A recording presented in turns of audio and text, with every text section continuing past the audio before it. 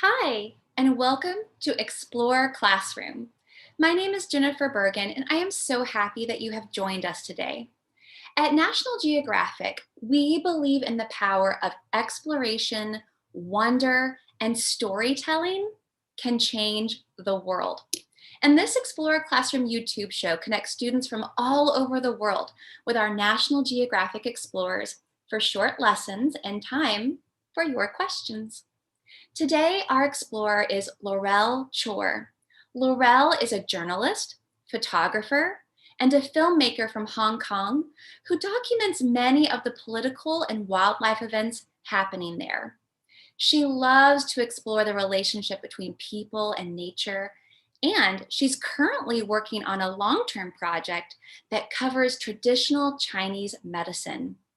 She also loves to explore the world, and she's recently covered stories in Bosnia, will soon do work in the Seychelles, and has reported stories coming from Central Africa, South America, and Southeast Asia. In 2013, Dr. Jane Goodall appointed Laurel as the ambassador for the Jane Goodall Institute in Hong Kong. Wow, that's incredible. And Laurel also loves rugby and has played for Hong Kong in the 2017 Rugby World Cup. But before we get into today's lesson, let's welcome our friends who are coming in from all over the globe.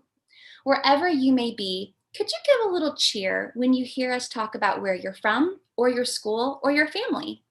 So welcome to our friends from West Virginia, Virginia, Texas, Delaware, Ontario, Ohio, New York, Louisiana, Hawaii, Georgia, Florida, Delaware, the District of Columbia, California, New Heights Christian Academy, Franklin Elementary, the Ellen family, Swansea Public School, Miss Mangali Soto's class, hey firsties, TDSB Virtual, PS 151 in New York, Josie, the Lambertsons, the Swanson, Mock, Seymour, and Lee families, Neeland Elementary, Paradigm Development Center, Valley View, Friendship Public Charter, Pineview, M.K. Lewis Millville, and Ardenwood Elementary. We are so thrilled to have you and more guests here today. So with that, let's get Explore Classroom started. It's time to turn it over to Laurel to share about Hong Kong's wildlife. Take it away, Laurel. Thank you so much for the introduction. It's so exciting for me to be here today and to hear that so many people are joining from all over. So I'm going to start sharing my screen. Let's see. Now, can you all see that? So today I'm going to be talking to you guys about Hong Kong. Who's heard of Hong Kong here? Looks like most of you have, so that's really exciting. So I'm from Hong Kong, which is a city on the southern edge of China. So you can see it on the red dot on the screen. Quite far from most of you in North America, but it's still only a direct flight away from New York or LA, for example. So growing up in Hong Kong, this was sort of my image of Hong Kong, right? We all have an idea of what our own homes look like. And to me, I always thought that Hong Kong was just this one big city. That's all I ever saw. That's all my parents ever took me to. I just saw a lot of buildings, really tall buildings that were really cramped closely together. And that was my image of Hong Kong. And as a kid, this was pretty much the only exposure to nature that I had in Hong Kong. This is me sitting in front of Ocean Park, which is sort of like Hong Kong SeaWorld. And there's animals there, there's zoo, and you know, these statues of dolphins was pretty much as close as I thought I could get to nature at the time. So even though I didn't have much exposure to nature in Hong Kong, I still really loved animals. And I really, really wanted to work in the jungle with wild animals. So after I graduated from university, I ended up in this country. Now, I don't know if you recognize that this is the continent of Africa. You can recognize that very distinctive shape. And in the middle of Africa, there's a country called the Central African Republic. The name kind of explains where it is on the continent. And there in the Central African Republic, which you can also call the CAR, I was working with gorillas. Do you know what gorillas are? Gorillas are great apes. So they're very similar to humans, actually. Just like chimps are our closest living relatives, gorillas are not far off from that. So here you can see a gorilla mom with her little son, who at the time was just a toddler, maybe about 2 years old, and his name was Sopo. And you can see how he's latching onto her back, just like how you might be carried by your parents. This is Bokata. She is a female gorilla. She was young at this time and she was still living with the family. But since I took this photo, she's actually left the family to go and start her own family. Now, this is Makumba. Makumba, as you can tell, he is much bigger than everyone else. And that's because he's the silverback of the family. Now, a silverback of a gorilla family is the male that's dominant in the family. And he's the biggest. He protects the family. He keeps the family together. And they're called silverbacks because their backs are actually silver. What's really special about this photo is you can see how relaxed he is around us, right? Like he's actually lying on his back about to take a nap. Normally, gorillas are really protective. They're really shy. They'll run away when they see people. But this family has been followed for now over 10 years. So they're completely used to people, even though they do live in the wild, just like normal gorillas do. This is Sopo again. Just like you, he likes to play around. So here you can see that he doesn't have a tail, right? So one important thing to remember, and I don't know if anyone here knows the difference between a monkey and an ape, but a monkey, one of the things that differentiates monkeys from apes is that monkeys have tails and apes don't. And here you can see that he does not have a tail, right? So gorillas are apes. This photo is a bit stretched out. Sorry about that. But this is Sopo Atembo, actually, Sopo's older brother, playing with another gorilla. And they were just sort of wrestling and running around playing tag in the forest. So just like you, they also play with their siblings and play for many animals is a really important part of their lives because that's how they learn to have relationships. That's how they learn to fight. And it's just an important part of their development. And same reason why play is really important for you.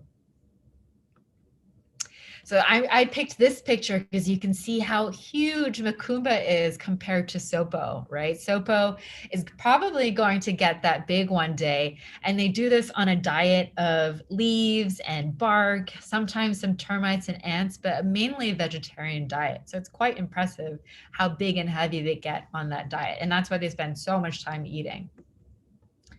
Now, near where I worked with the gorillas, there is this natural clearing in the woods called Zangabai. Now, I don't know, can you tell what all those gray animals are? Those are elephants. And at this clearing, you can see up to 100 or even more elephants all at once. So it's a really special place. And these are forest elephants. They're not like the savanna elephants that you've probably seen in safari photos. These are slightly smaller, and instead of living in the savanna, they live in the forest. So these forest elephants like coming to this clearing. Can you see how there's red all over their backs? That's because they've been throwing mud on themselves to cool themselves down. And that's one of the reasons why they like coming to this clearing. At this clearing, you can also see other animals. So in the front, you see 2 elephants, and in the back, you can see buffalo. So that's one other really special thing about this clearing is that you can see all sorts of animals living together. And the little one in front, I don't know if you can tell, but it's still pink. It's because it's a newborn elephant. So that was really cool to see. Elephants are really social, just like human beings. They like to hang out together. Their relationships with their friends and their family are really important to their society. And so this clearing is an important place for them just to hang out and say hi and catch up. This was a really special moment for me. This was on one of my last days in the Central African Republic. And I came across this family just sort of taking a bath in this little pond. And I thought it was a really special moment to be able to see.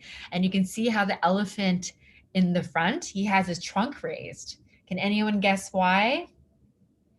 It's because he's sniffing the air. He can actually tell that there's people there. They couldn't see us, but they could smell us. So they're kind of like dogs where they have a really good sense of smell. So on that last day, I was so happy that I took this selfie with my big camera. You can see the elephants in the back. Sadly, it was my last day because I was forced to evacuate from the country. Do you know what evacuate means? So evacuate means to leave for safety reasons all of a sudden. So I was forced to leave because sadly there was a civil war at the time. So there was fighting in the country and we had to leave for our own safety. And I had to go back to Hong Kong. And while I was in Hong Kong, I got another piece of sad news, which is that poachers came to that clearing that I just showed you and killed 26 elephants. Now, poaching is probably not a word you've heard before, or maybe you haven't heard often. Poaching means illegal hunting. So a poacher is someone who hunts illegally. And sadly, elephants are killed sometimes in Africa and even parts of Asia because people want to buy their tusks, which is those big, long, white, almost horn-like things that come out of their face. And that's when I learned that a lot of these tusks that are taken from elephants illegally end up in Hong Kong. Hong Kong has the biggest legal ivory market in the world.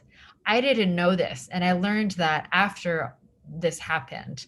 And I started realizing that my own home was having an impact on elephants all the way in the Central African Republic, so far away. So this picture here is a picture from the Hong Kong government showing ivory that they've seized from someone trying to bring it into Hong Kong illegally. And at the peak of the trade, when the trade was at its worst, 33,000 elephants were being killed every year for the trade. So that's a lot of elephants. This is footage that I took from a market in another country in Africa, in the Democratic Republic of Congo, where I filmed undercover at an ivory market. Filming undercover means I was pretending to buy ivory when actually I was there just to show what the market looked like. So I was learning so much about this problem where elephants were dying because people wanted to buy their ivory tusks. And I wanted to understand why there was this problem. And I realized that in Hong Kong, like in many places around the world, like in many cities around the world, people are really disconnected with nature. And I thought that was such a shame because in Hong Kong, we're actually surrounded by nature. So even though we're surrounded by nature, we're still not very much connected with nature. We don't have a relationship with nature. And I'm showing you this map of Hong Kong right here because you can see what's the color that you see the most on this map. It's green, right? Hong Kong is actually mostly green. Hong Kong is only a quarter developed. So the rest of Hong Kong is nature. And that's something that people should really be exploring, I felt like. I wish that growing up, I had more chance to spend time in nature, especially when I was so close. So the more I explored Hong Kong, now that I was back, the more I realized there's so much I was missing out on. So this is just a picture from my phone from one of my favorite beaches in Hong Kong. This is not the image of Hong Kong I had before, and I'm sure it's not the image of Hong Kong you had, but a lot of Hong Kong actually looks like this. And a lot of people don't realize that. More and more people are realizing it now, but for the most part, people think of Hong Kong as a big city. I started learning so many things about Hong Kong. I learned that a lot of bird species can be found in Hong Kong. Hong Kong is actually really great for bird watching, and you can see all sorts of rare bird species in Hong Kong. And this is something I didn't know before either. Hong Kong has a lot of different wildlife. It has a lot of biodiversity, including monkeys. Did you know Hong Kong had monkeys? Hong Kong also has wild boar. This is from a story I did for National Geographic about Hong Kong's wild boar. Do you know what wild boar are? Wild boar are basically just the wild version of pigs. So there's these big wild pigs that roam Hong Kong and kind of cause trouble sometimes to people, but for the most part, they're harmless and really cute. We have deer. This is also known as a barking deer because it makes a barking sound just like dogs. And we have them in Hong Kong roaming our forests. We have a lot of rare turtle species like this one. Hong Kong is actually the last place in the world where you can find these turtles in the wild. So Hong Kong is actually protecting a lot of species without people realizing it too. We have more coral species than the Caribbean, believe it or not. And we have more reef fish species than Hawaii. Sorry, Hawaii. But it's true. There's a lot of diversity in Hong Kong that people don't realize. We even have, believe it or not, we have pink dolphins. They're also known as Chinese white dolphins, but we like to call them pink dolphins because you can see they're kind of pink colored, right? Unfortunately, in Hong Kong, there's only about 30 individuals left, although they also live in other parts of the Chinese coast. Now, learning all of this about Hong Kong, I realized that it's such a shame that we in Hong Kong, just like people in so many places around the world, we're surrounded by nature. If you just look for it, nature is there. And we are so disconnected with nature. And because we're disconnected with nature, we don't realize that we have an impact on nature, whether it's buying ivory, whether it's what we eat, whether it's the clothes we wear. There's so many ways in which we impact nature, but we don't realize it because our connection with nature as a society is a little bit broken.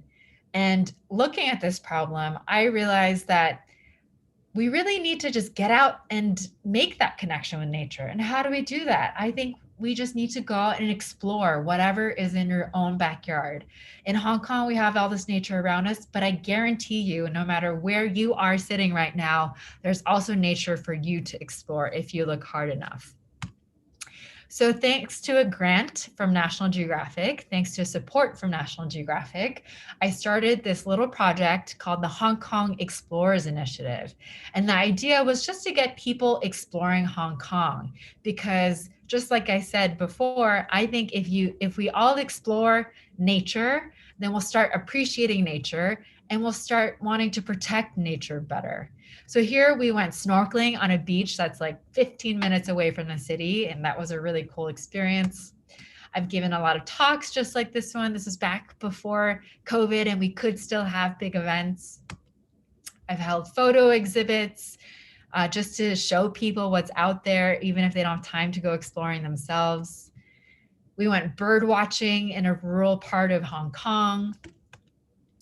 And this is from a beach cleanup. And I really like this photo because this kid, he managed to find this tiny little crab on this beach that before we cleaned up was completely covered with plastic. And this really showed me that no matter how damaged you think nature might be, no matter how polluted you might think it might be, you can always clean it up and you can always find ways in which nature continues to survive. So my last takeaway message for you is to explore, because I think that's the first most important step in building our own relationships with nature. And again, it doesn't matter where you are. When you can, in a COVID safe way and with an adult, try and go exploring and see what's around your house. I bet you'll find things that surprise you. Thank you so much. I'm going to stop sharing and I think we can turn to questions now. Been there, done that. Know what that's like. Not with lizards, but unique foods. Well, friends, we are headed towards the end of our show. We've got one last question for Laurel. I know a lot of our viewers today feel really empowered by what you've said. So how can we take on your mission and how can we help protect the wildlife in the places that we love the most? That's a great question. I'm so glad you asked that. I think we all just have to remember that every day we make a lot of choices without realizing whether it's what we buy or it's what we eat or what we decide to use with our time. So anytime that you can make a choice, just think about how it might impact the environment around you or far away. Whether it's what you eat, ask yourself, where did it come from? Or the clothes you buy, who is it impacting? Where does it come from? So just don't forget that you have a lot of power as an individual, and you can use that power anytime you make a choice. Thank you so much for that reminder, and thank you for being with us today. Thank you so much. It was such a pleasure. Well, I bet there are many of you, littles and grown-ups included, who want more opportunities like today's show. So please check out Explore Classroom and so many more free and awesome resources we have at natgeoed.org. And I hope that I will see you at many of our next events. Speaking of, this time next week, we will be right back here live with National Geographic's archaeologist in residence, Fred Hybert. And remember, you can register your student group, your family, yourself, and you can get featured like our friends did today, live on screen with an explorer. Just go to natgeoed.org/Explore Classroom. Also, happy Women's History Month to all of our viewers. We want to encourage everyone to make extra time this month to learn more about women who have made an impact, not just where you live, but all around the globe. And we are so grateful for the amazing game changers of women that we have at National Geographic, like Laurel. So thank you for being with us today and celebrating. Thank Also, you.